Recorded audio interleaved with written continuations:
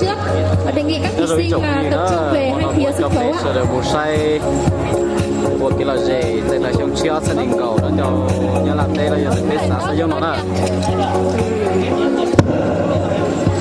sẽ để sọc các say ban lai sẽ là giờ sẽ phái được một người YouTube sẽ share được sẽ bỏ cho video từ chia cho YouTube còn đây sẽ chọn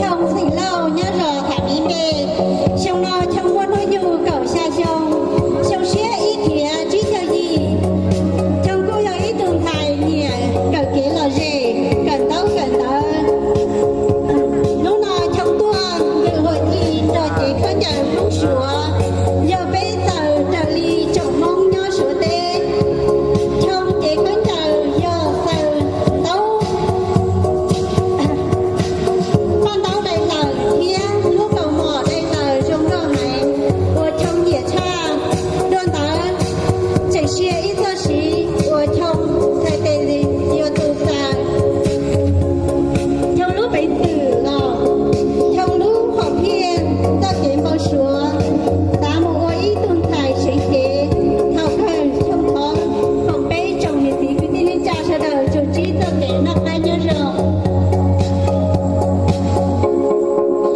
Mời quý vị nhiệt liệt chào đón thí sinh mang số bộ danh 08 Vừa Thị Mua đến từ bản Vương Thị Nga. Ý chồng này tí tí đứng trà xa đời. Tùa này ta tỏ phỏ nò yêu mấy mùa tỉnh vư nhá lưu rộng mừng tỉnh à tùa. Nó là mùa cậu chí chồng nhờ ý tường thầy nhẹ tàu bé lì khối chợ mong. Mấy mùa tuần dự hội thi nó non rồi chỉ khối chợ mong đa. Giờ bé lì chồng tròn ý từ mua lò lúa họ phía tận đây nó giờ ta lâu ý từng thầy sáng chế thiết hù đâu thầu cờ nó thở hài rồi bé ý chồng tuân thầy hài tiền cờ tía cờ cỏ tía mù cỏ tờ cơ lúa họ phía.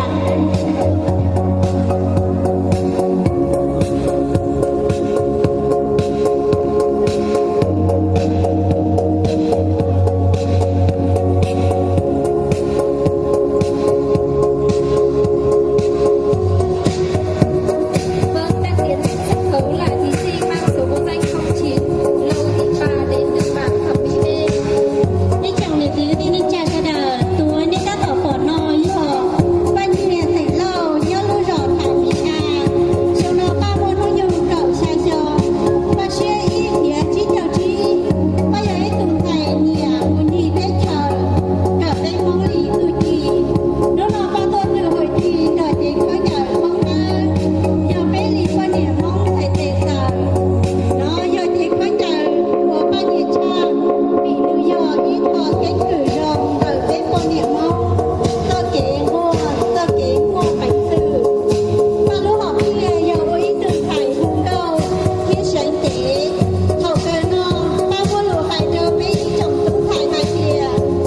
Nó đó cá cơ sĩ lâu lùa kia thiết quan điểm chế trong trò đâu có trò đâu.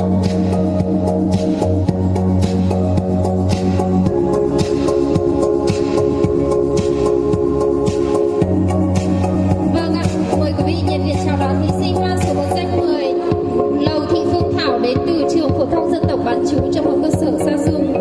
Kính thưa quý vị, thưa ban giám khảo, mỗi khi gốc dạ trên nương mộng vàng, hoa rừng phất phới bay đó cũng là thời điểm báo hiệu xuân về trên núi, là lúc bà con đồng bào dân tộc Hơ Mông chuẩn bị đón Tết cổ truyền.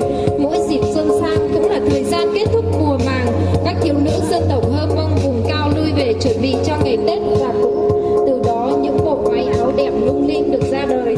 Trên sân khấu lúc này là thí sinh Lầu Thị Phương Thảo đến từ trường phổ thông dân tộc bán trú trung học cơ sở Sa Dung. Bộ trang phục mà thí sinh đang mặc gồm có 4 phần: áo, thắt lưng, tà váy và cuối cùng là chiếc váy. Chiếc áo màu đen mà thí sinh đang mặc mang nét duyên thầm kín của người con gái dân tộc Hơ Mông, được thiết kế nhỏ gọn với nhiều đường kim mũi chỉ rất tỉ mỉ, làm hiện lên đức tính cần cù, chịu khó, khéo léo của người phụ nữ dân tộc Hơ Mông. Cùng với đó là chiếc váy trắng xinh xắn như một cánh bướm mùa xuân. Và phần nổi bật nhất của bộ trang phục đó là những phụ kiện đi kèm, được thiết kế rất công phu, tinh xảo, làm từ bạc sáng lấp lánh, thể hiện cho tâm hồn trong sáng ngây thơ của người con gái dân tộc Hơ Mông. Và một phần không thể thiếu, không thể bỏ qua đó chính là chiếc mũ, một phụ kiện nữa không thể thiếu cho các thiếu nữ khi mùa xuân về. Tất cả đã làm nên bộ trang phục đẹp, hoàn mỹ, tượng trưng cho những phẩm chất cao quý, cho truyền thống cao đẹp của người đồng bào